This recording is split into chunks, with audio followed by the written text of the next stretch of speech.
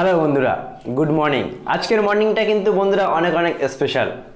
গতকাল আমরা দেখলাম সাউথ আফ্রিকার মাটিতে কেএল রাহুলের ক্যাপ্টেন্সিতে 3 ম্যাচ ওয়ানডে সিরিজ 2-1 সাউথ আফ্রিকাকে হারিয়ে দিল, আর এটা কিন্তু একটা রেকর্ড হয়ে থাকলো। আমরা জানি যে সাউথ আফ্রিকার কন্ডিশনে গিয়ে যে কোনো ওয়ানডে সিরিজ জেতাটা অনেক টাফ হয়ে যায়। এর আগে আমরা বহুবার গিয়েছি, অনেকবার হেরেছি। বিরাট কোহলির ক্যাপ্টেন্সিতে আমরা একবার জিতেছিলাম, আর এবার এই নিয়ে কেএল রাহুলের ক্যাপ্টেন্সিতে আমরা দ্বিতীয় ওয়ানডে সিরিজটা জিতলাম। বন্ধুরা, এই ওয়ানডে সিরিজটা যখন শুরু হয়েছিল, প্রথম ম্যাচটা তোমাদের হয়তো মনে আছে আমরা একতরফাভাবে জিতেছিলাম। দ্বিতীয় ম্যাচটা আমরা একতরফাভাবে হেরেছিলাম সাউথ আফ্রিকার কাছে।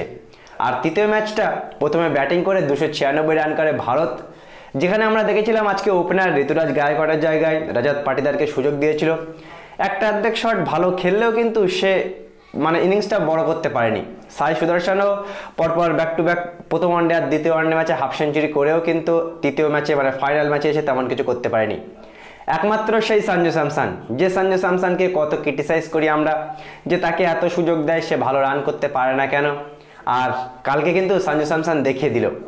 প্রথম কেরালার ক্রিকেটার হিসেবে ইন্ডিয়ান ক্রিকেটের টিমের হয়ে খেলে সেঞ্চুরি করলো সে।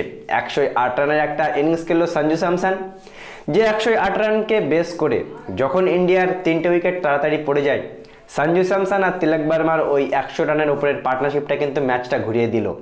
তিলক বর্মাকেও ধন্যবাদ দেওয়া উচিত, কারণ বহু ম্যাচ সে ফেল করে অবশেষে তৃতীয় ওয়ানডে ম্যাচে 52টা রান সে করলো, ইম্পর্টেন্ট রান। আর লাস্টে এসে রিঙ্কু সিং 27 বলে 38 রানের একটা ফিনিশিং টাচ দিল। যে রানটা আমরা ভাবছিলাম যে ঠিক আছে 280 রান এই কন্ডিশনে একটা ভালো রান হবে ভারত যদি প্রথম দিকে ভালো বোলিং করে। কিন্তু দ্বিতীয় ইনিংসে আমরা কি দেখলাম, 296 রান চেস করতে নেমে সাউথ আফ্রিকা বেশ ভালোই শুরু করেছিল। আমার তো একটু ভয় ভয় লাগছিল বন্ধুরা, যে ভারত না জানি কি হবে, এত কাছে এসেও যদি সিরিজটা হেরে যায়। কিন্তু সেই আবার আর্শদীপ পাজি 4টে উইকেট নিল বন্ধুরা। ওয়াশিংটন সুন্দর 2 উইকেট, বহুদিন পরে তাকেও সুযোগ দিল, সেও কিন্তু পারফরমেন্স করলো। ব্যাটিংয়ে একটা শট মেরেছিল, বোলিংয়ে 2টো উইকেট নিল। আবেশ খানও ভালো বোলিং করলো, 2টো উইকেট নিল। অক্ষর পটেল 1 উইকেট নিল, মুকেশ কুমার 1 উইকেট। ওভারঅল আমাদের প্রত্যেকটা বলার কিন্তু উইকেট নিল। ম্যান অফ দ্য টুর্নামেন্ট হলো এখানে আর্শদীপ, ভালো বোলিংয়ের কারণে। আর ম্যান অফ দ্য ম্যাচ হলো সঞ্জু স্যামসন। বন্ধুরা, বোলিং পারফরমেন্স আমরা বহুদিন পর কিন্তু বাহাতি একজন বলারকে খুঁজছিলাম।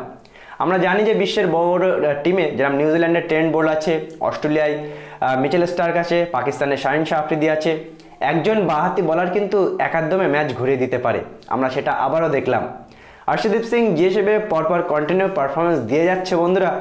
আর্শদীপ সিং টি20তে তো খেলছে, ওয়ানডেতেও সুযোগ পেয়ে ভালো করলো। টেস্টে কি তাকে জায়গা দেওয়া উচিত? একেবারেই দেওয়া উচিত বন্ধুরা। বাহাতি ফাস্ট বোলার অনেক দিন পর, জাহির খানের পর আমার এমনি অল টাইম ফেভারিট, সবসময় ভালো লাগে বাহাতি বলারদের বল দেখতে।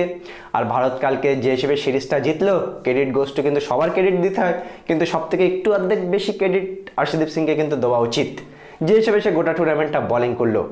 কংগ্রাচুলেশন, ইন্ডিয়ান টিম অসাধারণভাবে খেললো আর টি20 সিরিজটা ড্র করলো। হয়তো এই ম্যাচটা বৃষ্টি না কারণে যদি হতো, টি20 সিরিজটা আমরা জিততাম।